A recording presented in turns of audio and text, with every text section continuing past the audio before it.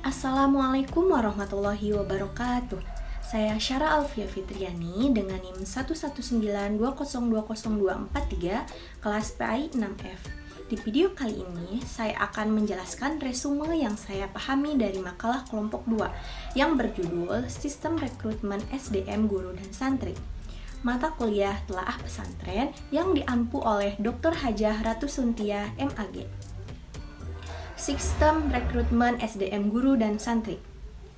Yang pertama, sistem rekrutmen tenaga kerja dalam pendidikan. Rekrutmen atau penarikan adalah kegiatan mencari dan memengaruhi tenaga kerja agar mau melamar lowongan pekerjaan yang masih kosong di perusahaan.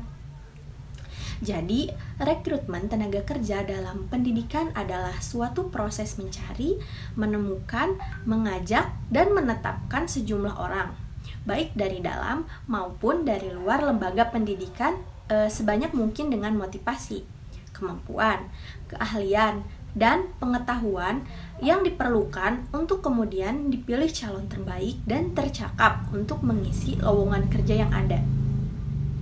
Selanjutnya yaitu pentingnya rekrutmen tenaga kerja di dalam pendidikan. Bagi lembaga pendidikan, rekrutmen menjadi salah satu kegiatan yang sangat penting dalam manajemen SDM sebab sebagai awal dari kegiatan yang dilakukan organisasi sekolah untuk mendapatkan pegawai yang tepat untuk mengisi jabatan yang kosong. Hal ini menjadi sangat penting khususnya ketika suplai SDM terbatas, di mana hanya sedikit jumlah pegawai yang tersedia.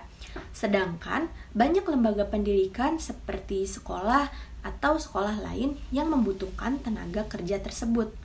Sehingga lembaga-lembaga tersebut dengan sendirinya bersaing untuk menarik calon pegawai yang terbaik dari calon yang ada.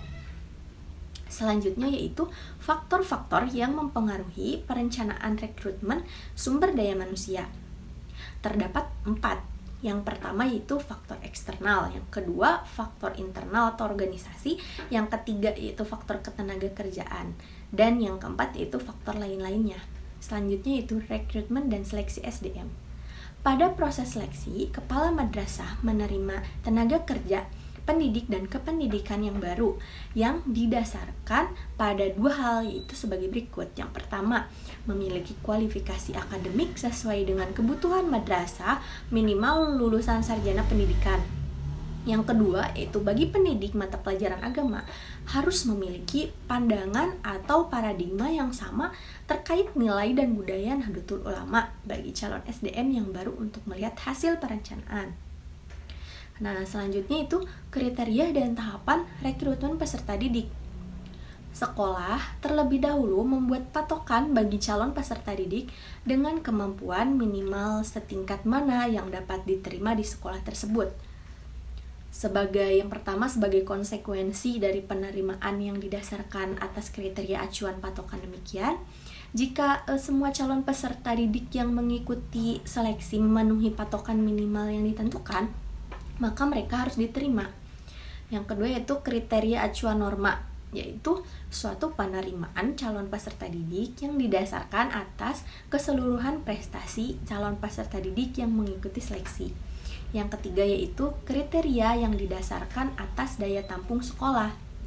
Sekolah terlebih dahulu menentukan berapa jumlah daya tampungnya atau berapa calon peserta didik baru yang akan diterima. Tahap rekrutmen peserta didik berdasarkan apa yang harus dilakukan sebagai berikut. Yang pertama, pembentukan tim penerima siswa baru. Yang kedua, penyusunan prosedur dan persyaratan-persyaratan bagi calon peserta didik.